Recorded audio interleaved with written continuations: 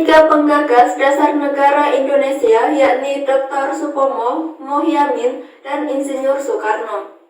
Meski Insinyur Soekarno yang mengusulkan nama Pancasila, sila-sila dasar negara kita saat ini mirip dengan usulan Mohyamin.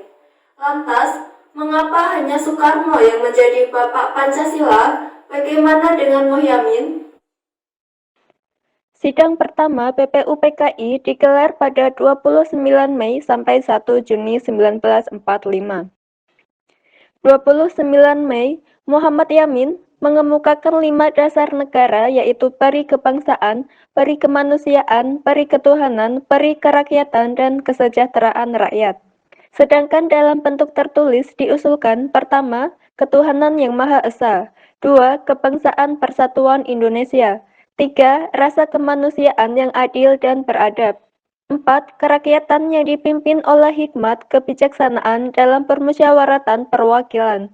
5. Keadilan sosial bagi seluruh rakyat Indonesia. Kemudian, pada 31 Mei, Dr. Supomo mengusulkan persatuan, kekeluargaan, keseimbangan lahir dan batin, musyawarah, dan keadilan rakyat. Sementara 1 Juni, Insinyur Soekarno memberikan 3 usulan, yakni Pancasila, Trisila, dan Ekasila.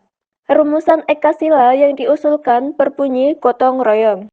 Sedangkan rumusan Trisila yang diusulkan berbunyi sosio-nasionalisme, sosio-demokratis, dan ketuhanan. Selanjutnya, rumusan Pancasila yang diusulkan yaitu kebangsaan Indonesia atau nasionalisme, kemudian internasionalisme atau peri kemanusiaan, 3. Mufakat atau demokrasi, 4. Kesejahteraan sosial, dan 5. Ketuhanan.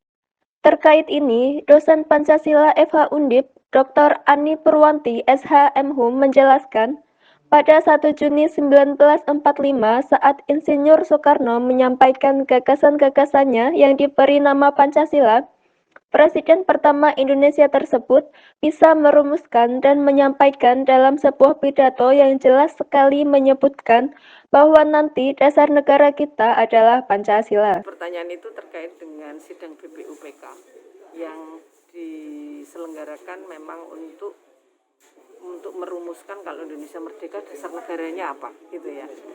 Nah, memang ada selain Muhammad Yamin, Insinyur Soekarno, dan itu kan 29 Mei sampai 1 Juni ya. Memang proses-proses itu. Nah, waktu kenapa Bung Karno mungkin pada saat 1 Juni beliau menyampaikan itu ya, terlepas dari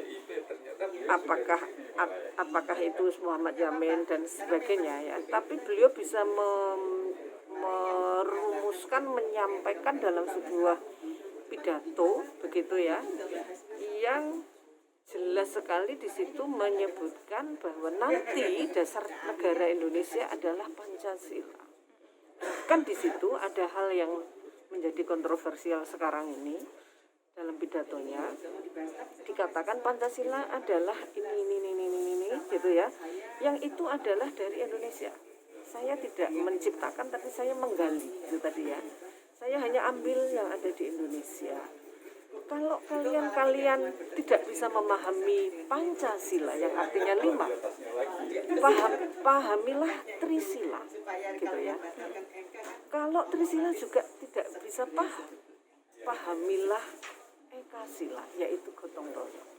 Tetapi nanti terserah kalian rakyat Indonesia mau milih Pancasila, mau milih Trisila, atau mau memilih Ekasila.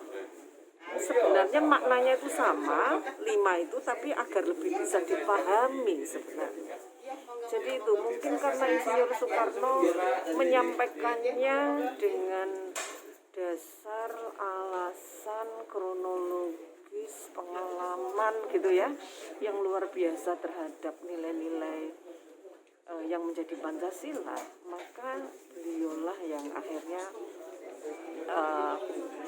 saya katakan, semua mengatakan layak menjadi Bapak Pancasila. Ia menambahkan, sebenarnya makna gagasan yang disampaikan Insinyur Soekarno dan Mohyamin hampir sama. Pasalnya, Insinyur Soekarno menyampaikannya dengan dasar alasan, kronologis, pengalaman yang luar biasa terhadap nilai-nilai yang menjadi Pancasila. Maka ialah yang layak menjadi Bapak Pancasila.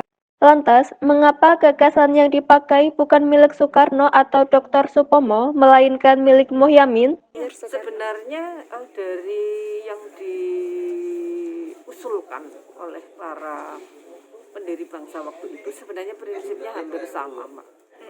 Ketuhanan yang Maha Esa, internasionalisme, kemanusiaan, keadilan, sebenarnya itu ya 5 nilai dasar itu.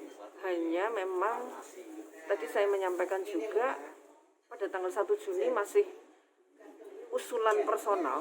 Terus setelah itu pada 22 Juni sudah mulai yang Piagam Jakarta itu sudah mulai mengerucut, dan itu berarti kan mensarikan gitu ya dari pendapat-pendapat yang ada di BPUPK ya, rapat itu. Terus ada tanggal lagi yaitu di bulan Juli yang menghilangkan 7 kata tadi, dan pada akhirnya disepakati bunyinya adalah yang di 18 Agustus. Jadi memang penuh dengan kompromi, penuh dengan melihat jauh ke depan, sehingga tidak lagi melihat ini usulannya siapa dan sebagainya, sudah jadi satu dan akhirnya itulah yang digunakan. Ya.